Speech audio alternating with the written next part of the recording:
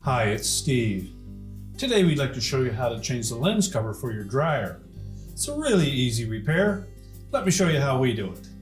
Now to do this repair, we simply need to open up our dryer and we'll remove the old cover if it's still intact.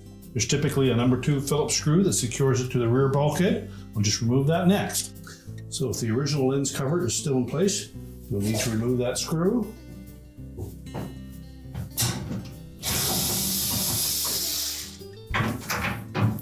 Just lift up on the bottom, tilt it forward and drop it out of the slot on the back wall.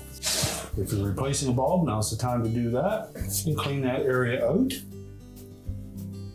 Simply insert the hook at the top, reinstall the screw.